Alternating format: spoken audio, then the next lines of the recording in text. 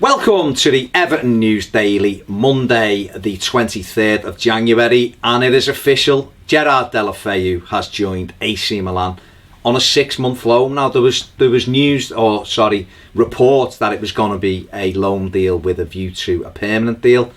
Apparently Everton weren't keen on that, so he has gone and joined until June the 30th. My initial feelings are a little bit, well, they're mixed, to be honest with you. I like Deulofeu. However, I fully accept that he hasn't done anything this season other than fleeting moments. I thought he played really well against Spurs as a striker at the start of the season. He was then a bit rubbish at West Brom the week later, and we haven't seen him back in that position. Obviously, Rom came into the side then, as you'd expect anyway. And Jerry's bounced back out to the right-hand side for certain games, and he just hasn't done it. We've had flashes of, we come on at half-time against Sunderland and done okay away there when we won 3-0. He set a goal up against Leicester City for Rom the other week in the FA Cup, but done nothing else for that 45 minutes. And I still feel that there's a player in there, most definitely.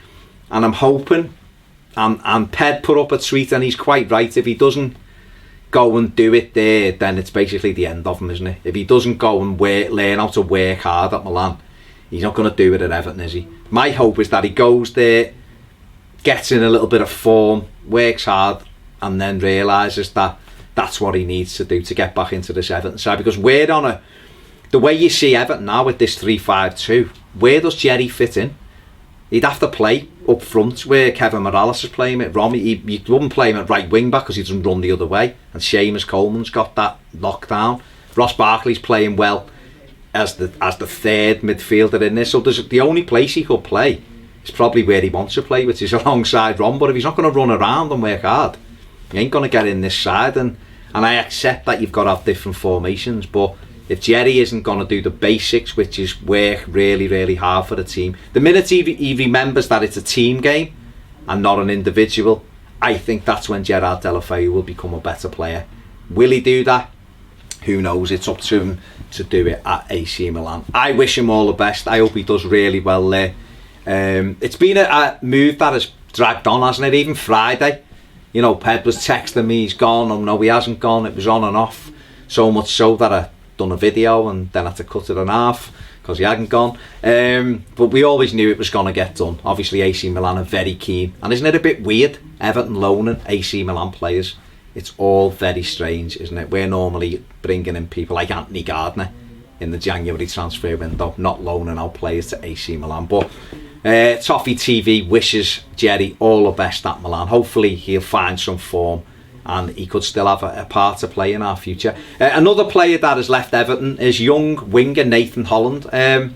He's joined West Ham on a 4.5-year deal, and a few people were a little bit, what I read on Twitter, and certain people had said things, they were a bit concerned West Ham had poached them from us or pinched them from under our noses. It's not really what happened. I think the under-23s are at such a high level now that maybe Nathan Holland's game time was getting less and less. He's got people ahead of him in that under-23 side.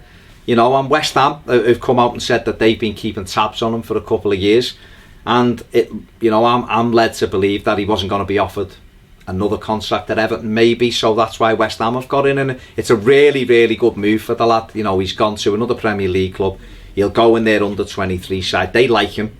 So he's got a leg up straight away.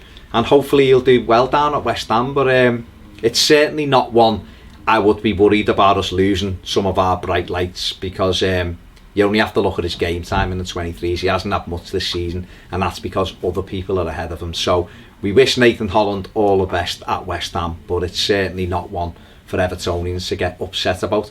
The Jerry thing going out and Holland going out, you'd like to think now that Everton would step up their efforts to bring in players. We know they're negotiating for 2 or 3 at the minute. Be great if they can get those in. One name that's been linked is Branislav Ivanovic from Chelsea. Now, I'd have had him 2 years ago, you'd be all over him, wouldn't you? But now, I think he's 32. He's not in the Chelsea side.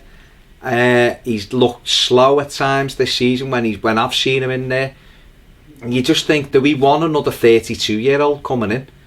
you know, we want another centre back. There's no question about that. He's got loads of experience. There's that side of it, of course there is, but I just don't know. He's not one that gets me excited at all. I think we should be looking, you know, Michael Keane from Burnley has been linked quite heavily, and he looks, you know, he's a young centre back, quite commanding. You know, he looks like more the you know, prototype centre half, if you want, that Ronald Koeman would like. Obviously, we'd all love Virgil van Dijk, but that's a long shot. I just don't know with Ivanovic. He's certainly not one that I would be looking at and hoping that Everton bring in. I think we're looking at, you know, we probably need another centre back. I think Jagielka will be allowed to leave if we can bring another one in. You'd think another wide player or attacking player. Ped talked about Bailey the other day.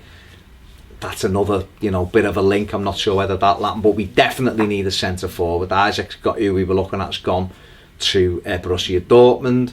So, you know, there'll be players out there that they're looking to bring in this week. Steve Walsh hopefully will be able to get those negotiations underway, and Farhad Moshiri will hopefully be able to bring them into the club. Jim White, who's Everton's mouthpiece nowadays on transfers, reckons that there's another 3 coming in.